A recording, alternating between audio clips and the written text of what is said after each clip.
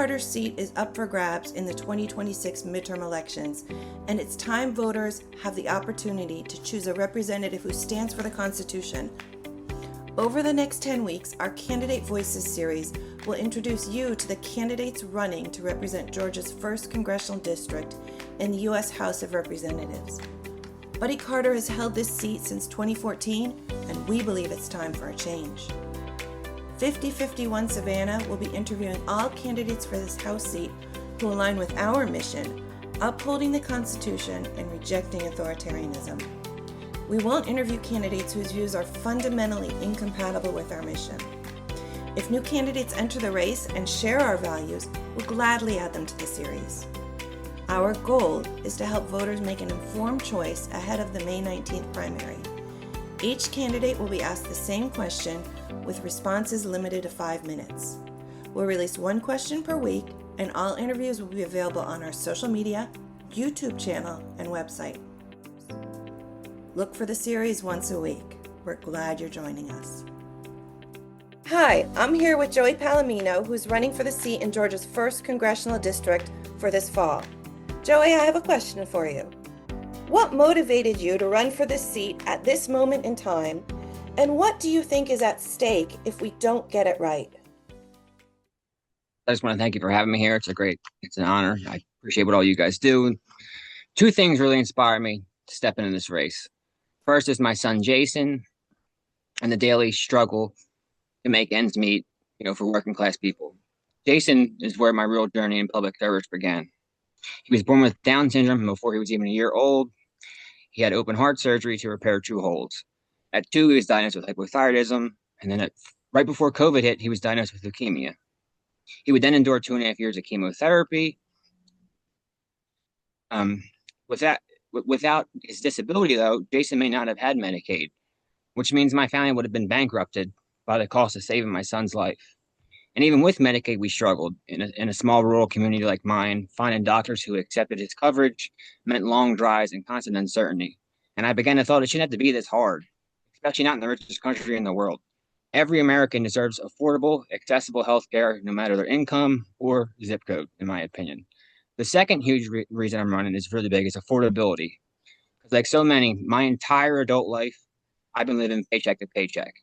I hear politicians talk about terms like GDP, CPI, or the stock market growth, but that really doesn't reflect our lived realities. I've had to ration food, skip doctor's visits, work multiple jobs, and take out high-interest predatory loans just to stay afloat. And I know I'm not alone in that. For decades, we've been promised help, yet all we've gotten are tax cuts for billionaires, corporate bailouts, and endless wars. Meanwhile, I feel like the American dream is still slipping further out of reach for millions of us, especially my generation. I'm running because I believe we need fresh, honest, new leadership who actually understand what it's like to live in this country. Not just talk about it from a podium. My campaign isn't going to be backed by special interest groups or corporate donors. It's powered by working class people, by those who, like me, who feel unseen, unheard, and forgotten. I don't want to be another politician chasing viral tweets or sound bites to fundraise off of. I want to bring grounded, real representation to the government. This isn't just about ego for me. It's about public service. It's about people, making sure people like Jason and people like you have finally had a seat at the table. And if we don't get this right in 2026 and beyond, I truly fear what the country will become.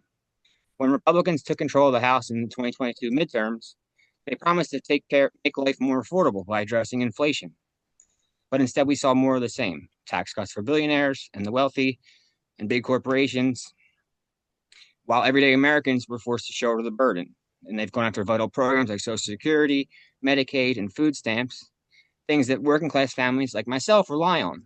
But it's not just about economics anymore. We're watching Donald Trump and his allies openly test the limits of presidential power, ignoring the Constitution along the way, defying the rule of law, and threatening mass deportations even against American citizens like myself. I believe he called us homegrowns.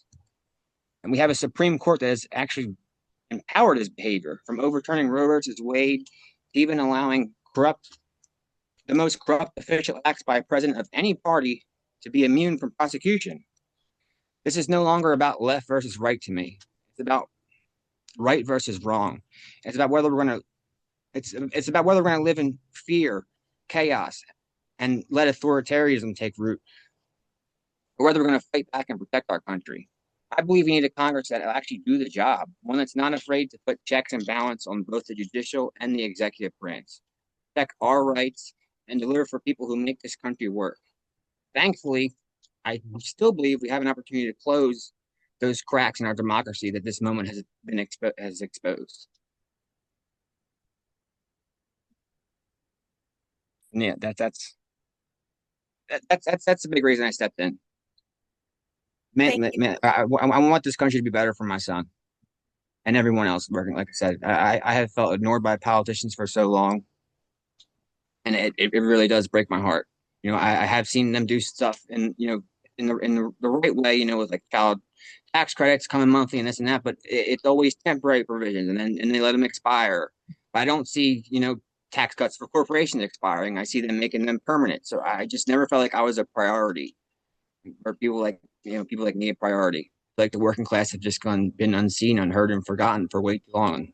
I really want to give them a voice in my campaign.